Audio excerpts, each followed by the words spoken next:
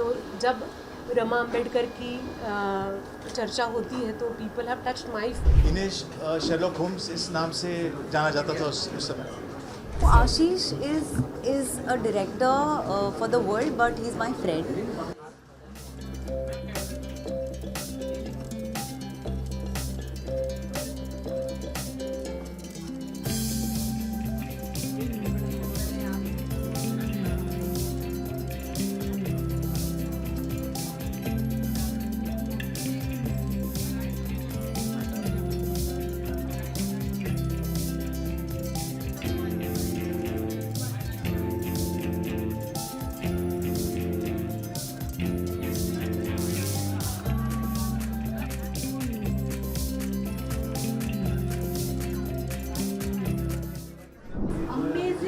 Web series है, trailer is amazing.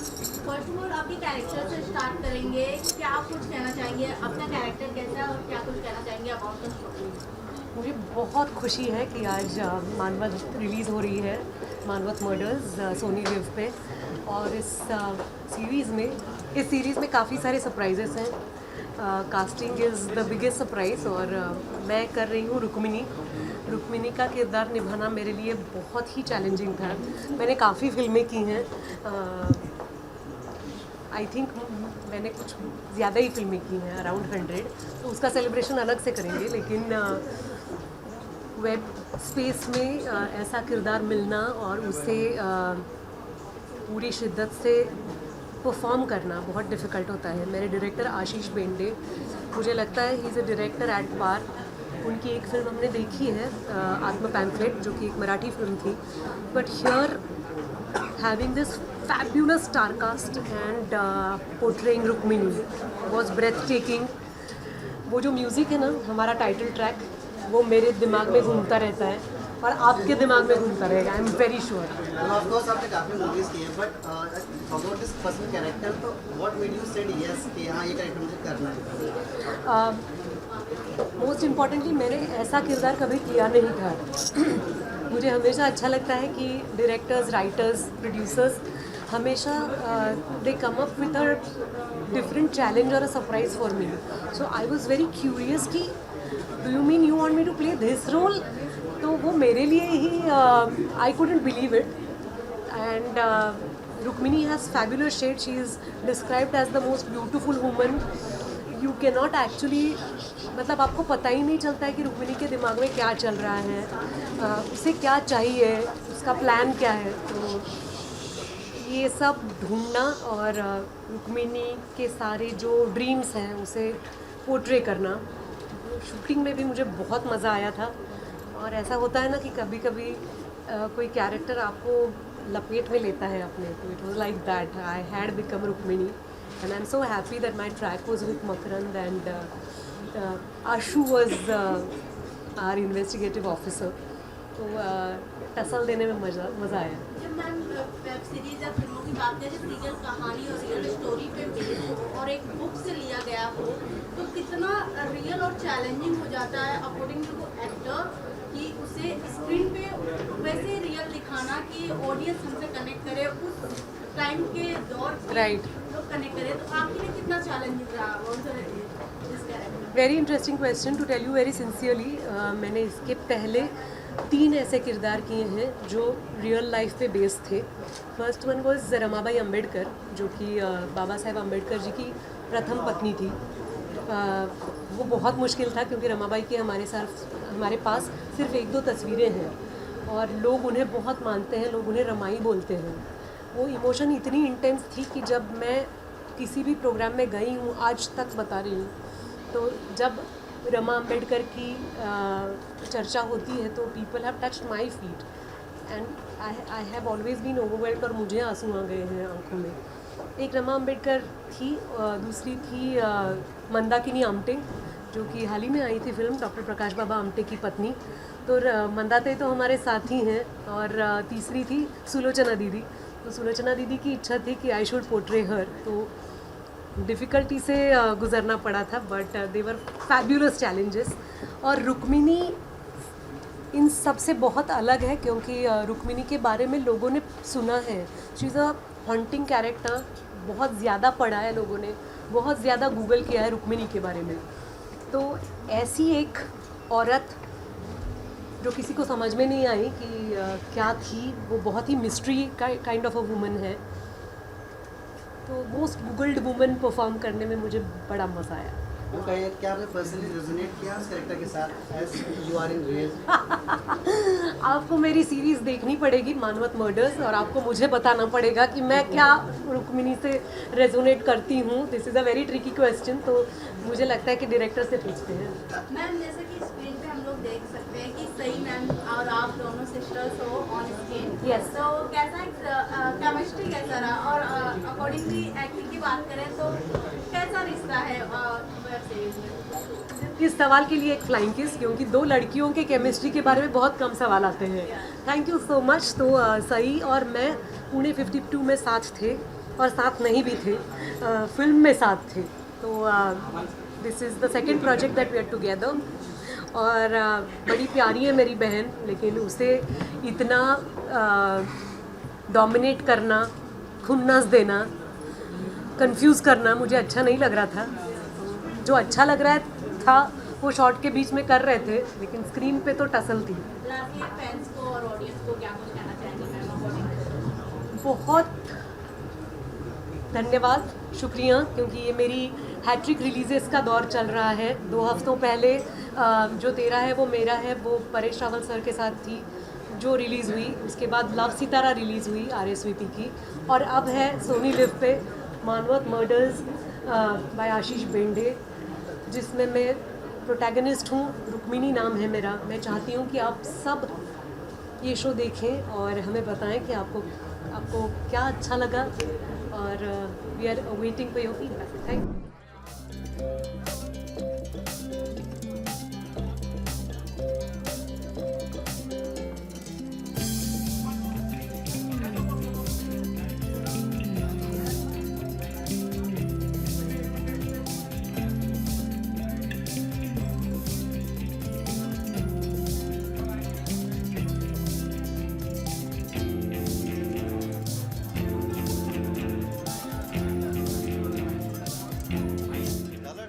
वैसे character करते हैं तो कहीं अपने पे हमारा सीधा चौड़ा हो जाता है। हम कैरेक्टर ऑलरेडी कर रहे होते हैं, तो how did you enjoy the character and कितना चैलेंजेस थे doing this character in whole series? एक तो पुलिस ऑफिसर का रोल करना बहुत ही मुश्किल होता है, बिकॉज हमेशा एक एक्सपेक्टेशन होती है कि पुलिस ऑफिसर मतलब एक बहुत ही आउटगोइंग, आउटस्पोकन सुपर हीरो ऐसे किरदार होते हैं। बट इस केस में खासियत ये थी कि रमाकांत जी कभी भी थर्ड डिग्री में बिलीव नहीं करते थे। हमेशा बहुत ही संयम के साथ, बहुत सादगी के साथ इंटरोगेशन करते थे, एंड गुनहगार से जो सबूत लेने हैं उससे बात करके उससे निकालते थे। तो ये मुझे उनका जो एस्पेक्ट था ये मुझे बहुत भा गया था जब मैंने कैरेक्टर सुना। और दूसरी खास बात इनकी ये थी, टीम प्लेयर थे। तो ये अपनी टीम को अलग अलग ड्यूटीज़ दे के उनसे काम करवा के टीम वर्क के साथ केसेस सॉल्व करते। इन्हें शेरलॉक होम्स इस नाम से जाना जाता था उस समय। तो ये बहुत बड़ी बात है मुझे लगा कि महाराष्ट्र में जो इतना बड़ा सुपर कॉप हो गया, उसके बारे में ज़्यादा जानकारी नहीं है। तो ये अगर इस शो के माध्यम से अगर पूरा देश जान सकता है तो क्यों ना। तो I found my self saying this. तो कहने का जो कहानी लिखी हुई होती है, किरदार जो लिखे रहते हैं उनको उनमें ढलना काफ़ी मुश्किल होता है, क्योंकि कहीं ना जनता को ऑलरेडी जनता ने पढ़ा होता है उस बारे में ऑलरेडी। तो कितनी मुश्किलात रहती है उस कैरेक्टर को ढालना एंड वैसे एक्ट करना? एक्चुअली इसमें एक एडवांटेज ये था कि गिरीश जोशी जी जिन्होंने ये पूरा सारे एपिसोड्स लिखे हैं, वो बहुत ही कैरेक्टर को बहुत दमदार लिखा है। आशीष बेंडे जिन्होंने डायरेक्ट किया, उनकी समझ इस किरदार के बारे में और पूरे शो के बारे में, इस सब का बेसिस था। रमाकांत जी ने खुद एक बुक लिखी थी जिसका नाम है footprints on the Sands of crime. तो उसमें पूरा अकाउंट था। तो ये सारी चीज़ें जब एक साथ आई तो मुझे लगा कि ये डेफिनेटली एक रेडीमेड जैकेट है जो सिर्फ पहनना है मुझे। एड टू दैट मैं जाके रमाकांत जी के फैमिली से मिला, मिसेस रमाकांत कुलकर्णी से मिला, फिर उनके बेटी से मिला अनिता जी।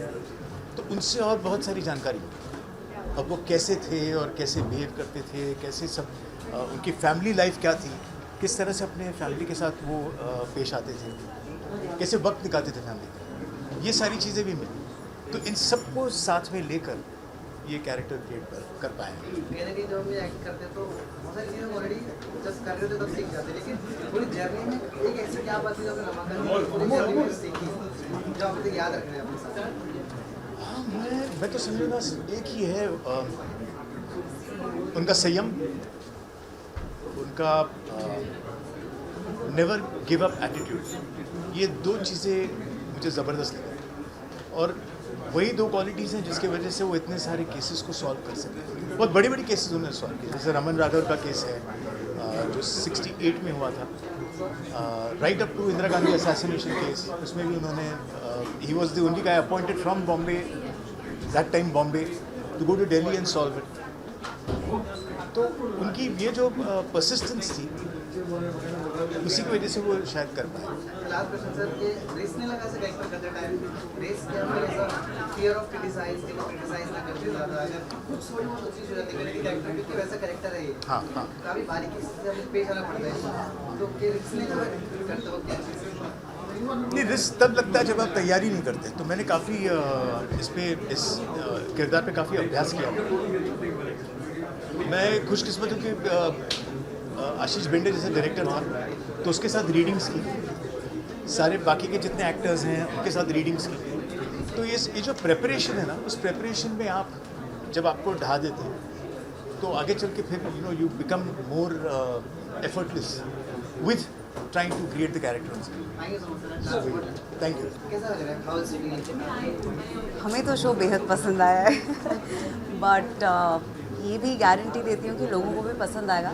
Something new in Marathi, this genre was not explored earlier, तो एक नया जॉनरा है और इतनी धमाकेदार कास्ट है। I am looking forward. Sonali आपने काम किया, आपने कहा हाउ इज द एक्सपीरियंस कैसा रहा आपके साथ, कितनी मस्ती हुई, कितना experience? So I am so happy कि मैं चंद ऐसे लोगों के साथ थी जिन्होंने अपनी आर्ट भारत के बाहर भी रिप्रेजेंट करी है। उसमें आशुतोष सर है, सोनाली है, so I consider myself very fortunate और मज़ा आया बहुत। मैं पर्सनली आप जो कैरेक्टर कर रहे हो कैरेक्टर वाला what made you said yes about the character कि हम ये कैरेक्टर करने को रेडी हैं? क्योंकि समिंद्री सई से बहुत अलग है, दोनों में कोई सिमिलैरिटीज़ नहीं है।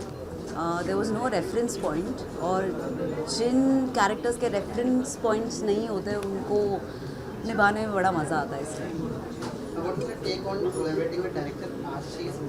Sorry, Collaborating with Ashish? Oh, Ashish is a director for the world, but he is my friend. तो एक दोस्त के साथ काम करने में जो मज़ा आता है वो प्राइसलेस होता है। And I am very happy कि आशीष ने उसकी फर्स्ट फिल्म के बाद ही chose this script. Both are extremely opposite angles और बंदे का फ्यूचर ब्राइट है। मैम आपसे जानना चाहूँगी, जैसे कि सोनाली मैम और आप दोनों सिस्टर्स के कैरेक्टर प्ले करते हो और बहुत ज़्यादा डोमिनेट करते हुए भी नज़र आ रही है। आपसे जानना चाहूँगी कितना चैलेंजिंग रहा और रियल कहानी पे बना हुआ ये स्टोरी कितना आप में रियलिस्टिक और दिखाने के लिए कितना चैलेंजिंग रहा? टू बी वेरी ऑनेस्ट, हमारे लिए चैलेंजिंग नहीं था क्योंकि ये चैलेंज हमारे डायरेक्टर और निर्देशक उठा चुके थे। वो बहुत ज़्यादा तैयारी के साथ मैदान में उतरे थे, तो हमें जाके सिर्फ परफॉर्म करना था। और मेरे साथ एक्टर्स इतने अच्छे हैं कि रोज़ कुछ ना कुछ सीखने मिलता। तो क्या ऐसा कैरेक्टर करते हो पूरे दिन से बेस रहता है, तो कहीं ना उस कैरेक्टर को होते तो ऑडियंस देखती है तो कोई उस कैरेक्टर से रेजोनेट करती है। तो क्या रिस्क लगा आपको लाइक डूइंग देख के, क्या पता ऑडियंस एक्सेप्ट करे, क्या पता क्रिटिसाइज करे बाद में, ऐसा कुछ? बिल्कुल नहीं, बिल्कुल नहीं। मुझे ऐसा लगता है कि रिस्क लेना ज़रूरी है, अलग अलग चीज़ें करते रहना ज़रूरी है। और यू नो समटाइम्स हमें कैसे लाइफ में हर चीज़ हमारे मन के हिसाब से नहीं होती है। सो कोई परफॉर्मेंसेस पसंद आए, कोई ना आए, बट करते रहना, नया करते रहना is our job. So that's what I been following. आप अपने फैंस को क्या मैसेज देना चाहोगे? प्लीज़ मानव मोटर्स देखिए, it's on Sony LIV from tomorrow and let us know how you like it. Sony लिव्हवरती मानव मर्डर्स रिलीज होतो आहे उद्यापासून. म्हणजे आज रात्री बिंज वॉच केलं तरी चालणार आहे, उद्या काही प्लॅन नसेल तर. So go ahead, watch it and let us know कसं वाटतं. Thank you.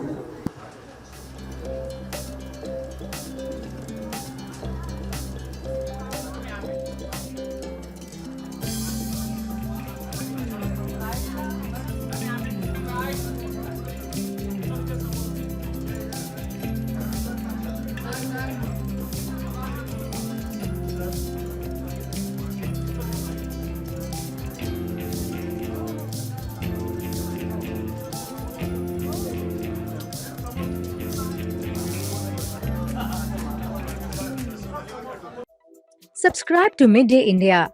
Get direct notifications on all our videos by clicking on the bell icon.